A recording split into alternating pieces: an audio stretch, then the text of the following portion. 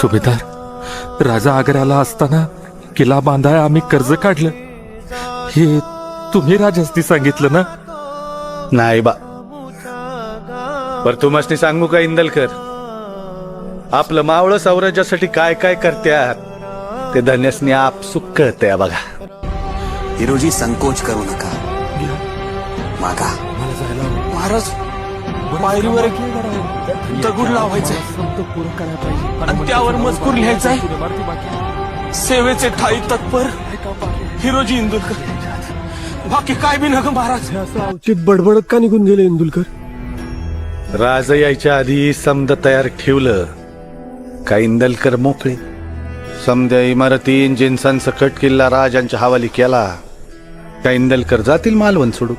स्वराज्यासाठी असं काम करायचं असतंय बघ. एवढी